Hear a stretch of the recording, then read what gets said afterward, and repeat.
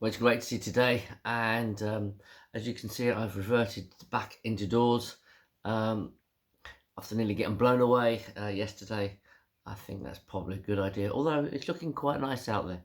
Although, even though, as I just said that, a cloud has just come overhead, so who knows?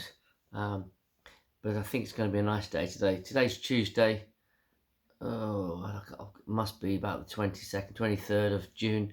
Um, and gosh, June is roaring on, isn't it? I was speaking to Andy Ullman last night at the prayer meeting, when we opened the church for personal prayer, and he was just saying, yeah, there's only just a few more weeks left before term finishes, so and it's the summer holidays, so it's kind of like, whoa, it seems to be. It's a strange year this year. It's been a strange year. Anyway, enough of that. We're on to today's devotion, which is in 3 John chapter 1. There is only one chapter in 3 John, and it's verse 9. And this is probably one of the saddest verses. It's quite a sad verse, actually, I think, when you read it. And I'm just going to read it to you. And please pronounce any pronunciation for the name. I wrote to the church about this, but Diotrephes, who loves to be the leader, refuses to have anything to do with us. So we have this. This letter is written by the Apostle John, who was he was one of the 12 disciples. So somebody who well respected, well respected in God's kingdom. Somebody who walked with Jesus, the disciple whom Jesus loved, and he's writing these words about this church leader. And as a church leader, I find this particularly sad. It says for someone, first of all, who loves to be a leader. Now, as a leader, I would say, not that I'm a reluctant leader, but it's not, unless God calls you to do something, unless God calls you to lead, then for me, it's like I had no desire for this. I had no desire for this, just because, and even when God did speak to me, it took quite a while for me to get it into my head that I realised that God wanted me to lead the church in Morpeth and with Wall's End. It took me ages to do this because I really, because unless God calls you to it, I mean, you need leadership like a hole in the head, because it's hard. It is hard work. It's, as soon as I took on the leadership of the church, it's almost like I felt a weight upon my shoulders, a responsibility upon my shoulders. Now that's a good thing in one sense, but also it's not such a good thing, because Jesus said, take my burden, take my yoke upon you, because it is easy, it is light. And as a leader, because of my responsibilities, I will be judged more severely than more with more on me than other people, other Christians. So for me, it's like, oh my goodness, do I really want that? Well, yes, because God has called me to this. God has called me to this. And so when you read this, someone who loves to be the leader, someone who loves to be up at the front there, who loves to be kind of like the adulation. And they say there's three vices that are really that are the traps for leaders. There's money, sex, and power. And here Diotrephes seems to have been really kind of obsessed with power. This whole thing of leading the church. He said in another version, he said he loves to be first. He loves to have preeminence.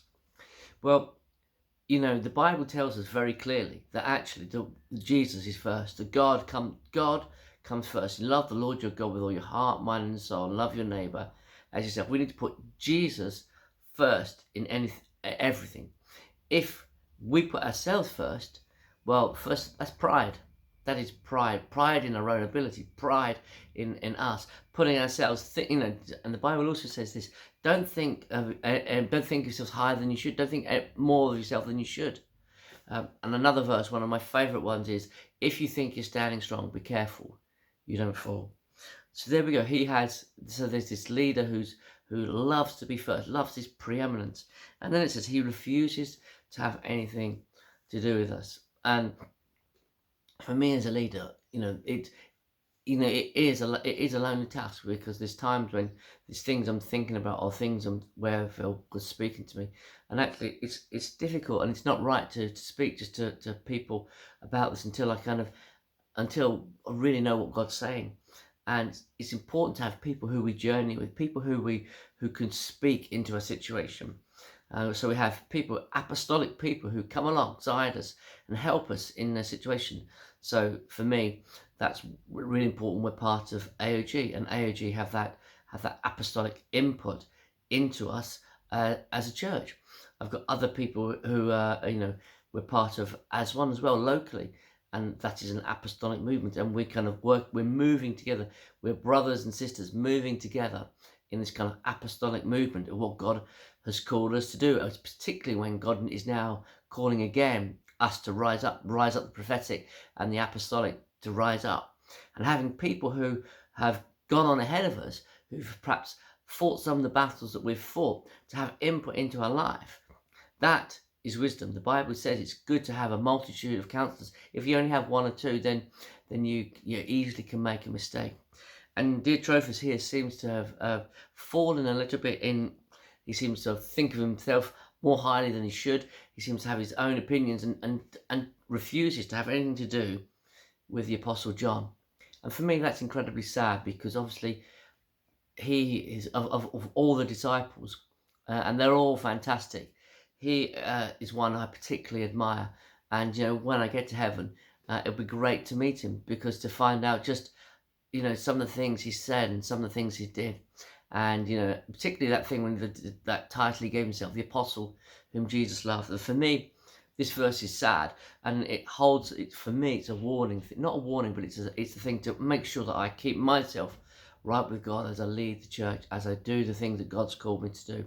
And although you might not be a leader here listening to this today, it's important that actually in everything in life that we put God first, we put Jesus first, and that we listen to those who who God has put alongside us to help us in this walk, so that we won't just be picked off by the enemy. Because if we're just on doing this on our own and we love to be first, then the enemy can easily pick us off. Listen, that's my time gone. Trust you have a good day. Take care. God bless. Don't get sunburnt today, and see you tomorrow. Thank you.